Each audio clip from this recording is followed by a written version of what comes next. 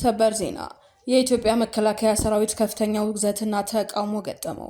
ህዝብን ለማገልገል የተቋቋመው ተቋሙ ህዝብን በጅምላ ጨራሽ ሆኗል የሚል ጠንካራ ክስ ቀርቦበታል። አብራችሁ ቆዩ፣ ዝርዝሩን በቀዳሚነት እናደርሳችኋለን። በተደጋጋሚ ተለዋጭ ቀጠሮ ሲሰጣቸው የቆዩት የእነ አቶ ክርስቲያን ታደለ መዝገብ የዋናው ክስ ብይን ዛሬም በድጋሚ ተለዋጭ ቀጠሮ ተሰጠበት። ተለዋጭ ቀጠሮም ለሚቀጥለው ዓመት ጥቅምት ወር ይሁን ተብሏል።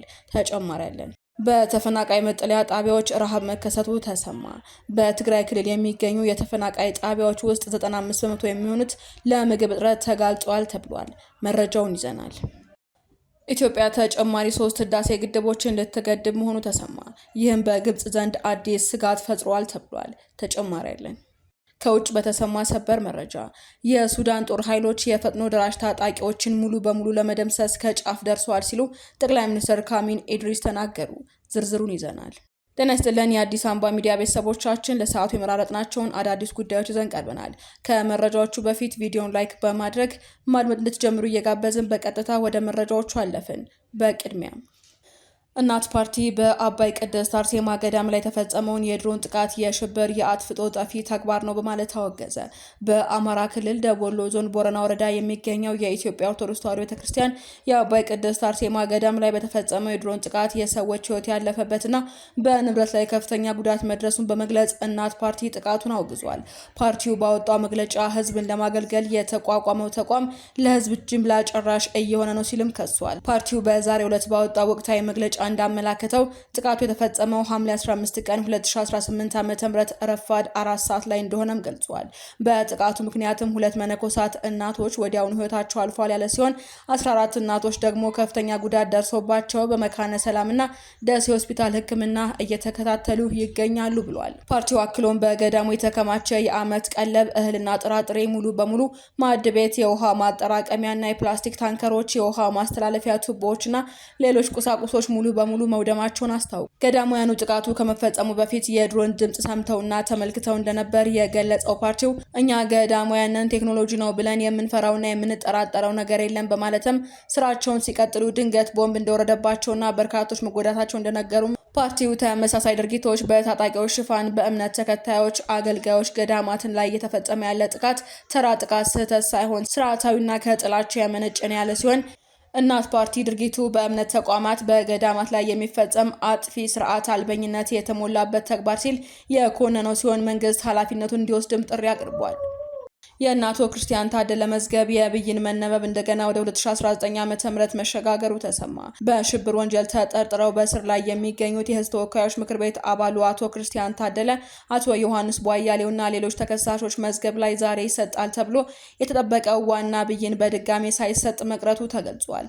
በዛሬው ዕለት በተካሄደው የችሎት ውሎ ቀደም ሲል ፍርድ ቤቱ ከኢትዮ ቴሌኮም ጠይቆት የነበረው መረጃ በንባብ ተሰምቷል። የዶክተር ካሳ ተሻገርና የጋዜጠኛ ቴዎድሮስ ስልክን ቁጥሮችን በተመለከተም ተቋሙ በሰጠው ምላሽ የስልክ ቁጥሮቹ ለረጅም ጊዜ ከአገልግሎት ውጪ ሆነው በመቆየታቸው ምክንያት ከአገልግሎት ውጪ የሆኑበት ጊዜ አብቅቷል ተብሏል። በቴሌኮም ደንብና አሰራር መሰረትም ቁጥሮች ተነስተው ለሌሎች አዲስ ተጠቃሚዎች መተላለፋቸው ተረጋግጧል። ተከሳሾቹ በችሎት ላይ በሰጡት አስተያየትም ያለምንም ውሳኔ ላለፉት 3 ዓመታት በእስር ላይ መቆየታቸው ተገቢ ያለመሆኑን ገልጸዋል። በተለያዩ ጥቃቅን ምክንያቶችን ፍትህ እየተጓተተብን ነው። ችሎቱ ብይኑን ቀድሞ የሚያውቅ ከሆነ በተራዘመ ቀጠሮ ፍትህ ከመዘግየት ይልቅ በአጭር ቀነ ቀጠሮ ብይኑን ለምን አያነበውም ሲሉም ተከሳሾቹ አቤቱታቸውን አቅርበዋል። የችሎቱ ዳኞችም ለቀረበው ቅሬታ በሰጡት ምላሽ ፍርድ ቤቱ ብይኑን ቀድሞ ያዘጋጀው ቢሆንም በህግ አሰራር መሰረት ተከሳሽ ማረሚያ ቤት እያለ ባልተገኘበት ሁኔታ ውሳኔ ማንበብ አይቻልም።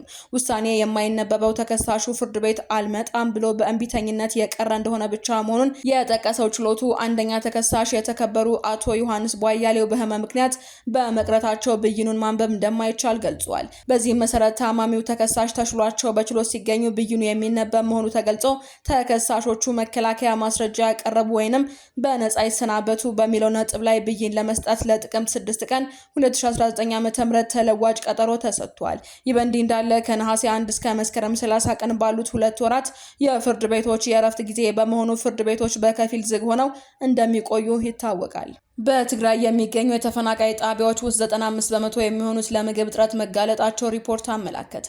በትግራይ ክልል የሚገኙ 95 በመቶ የሚሆኑት የተፈናቃይ ጣቢያዎች የምግብ እጥረት ያጋጠማቸዋል ሲል አዲስ የወጣ የሰብአዊ ድጋፍ ፍላጎት ግምገማ አመላክቷል። ግምገማውን ያወጣው በመጠለያና በሰብአዊ ድጋፍ ላይ የሚሰራው ሼልተር ክላስተር የተሰኘው ተቋም ሲሆን ከተለያዩ አካላት ጋር በትብብር አካሂጄዋለሁ ያለው የጣቢያዎች ጥናት በትግራይ በሚገኙ በ5 ዞኖችና በ21 ወረዳዎች ውስጥ የሚገኙ 78 የተፈናቃይ ጣቢያዎች መገምገሙንም አስታውቋል። ጥናት ከተደረገባቸው ጣቢያዎች መካከልም 84 በመቶ ማለትም 67 ጣቢያዎች የጋራ ማዕከላት ሲሆኑ በዋናነት ትምህርት ቤቶችና ሌሎች የህዝብ ህንፃዎችን ሲያካትቱ ደግሞ 14 በመቶ ወይንም 11 ጣቢያዎች የታቀዱ የተፈናቃይ ጣቢያዎች መሆናቸውን ሲጠቁም የተቀሩ ደግሞ ማህበረሰቦች ውስጥ እንደሚገኙ ተገልጿል። ግምገማው እጅግ በጣም ደካማ የሆነ የሰብአዊ እርዳታ ምላሽ መኖሩን ያመላከተ ሲሆን የምግብ ድጋፍ እጥረት ከፍተኛ ክፍተት ሆኖ ተገኝቷል ተብሏል። ከተዳሰሱት ጣቢያዎችም 95 በመቶ የሚሆኑት የምግብ እርዳታ ቢኖርም ፍላጎቱን ለማሟላት በቂ ያለመሆኑን በተካሄደው ጥናት ላይ ተመላክቷል። ኢትዮጵያ በአባይ ወንዝ ላይ የውሃ ሀብቷን በመጠቀም ተጨማሪ 3 የሃይድሮ ኤሌክትሪክ ማመንጫ ግድቦችን ለመገንባት ዝግጅት እያደረገች መሆኑን የሚጠቅሱ ዘገባዎች በግብጽ ዘንድ አዲስ ስጋትና ውጥረት መፍጠራቸው ተሰምተዋል።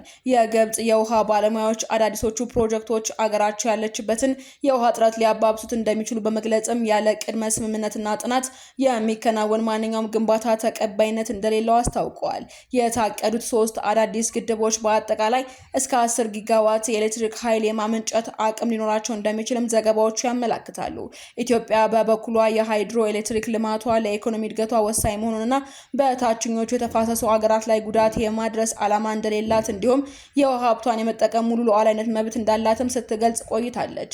በህዳሴ ግድቡ አሞላልና አስተዳደር ዙሪያ ያለውም አለመግባባት በነበረበትና በቀጠለበት ወቅት የመጡት እነዚህ ዘገባዎች የተፋሰሱን ሀገራት መካከል ያለውን የጂኦፖለቲካዊ ውጥረት የበለጠ ሊያሳድጉት እንደሚችሉ ተሰግቷል። ከውጭ በተሰማ ሰበር መረጃ የሱዳን ጦር ኃይሎች የፈጥኖ ደራሽ ታጣቂዎችን ሙሉ በሙሉ ለመደምሰስ ከጫፍ ደርሰዋል ሲሉ ጠቅላይ ሚኒስትር ካሚን ኢድሪስ ተናገሩ።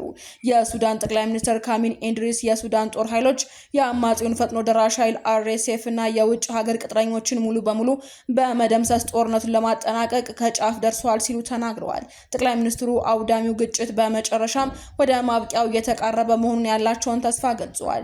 የቦትስዋና የጋቦንና ሊቢያ ተወካዮች ያቀፈው የአፍሪካ የመረጃና የደህንነት አገልግሎት ኮሚቴ ትሮካይ ባደረገው ከፍተኛ ደረጃ ጉብኝት ወቅት ንግግር ያደረጉት ጠቅላይ ሚኒስትር ካሚን ኢድሪስ ሀገሪቱን ለማፍረስና ዜጎቿን ለማፈናቀል አልሞ የተነሳው እቅድ በይፋ መክሸፉን አስታውቀዋል።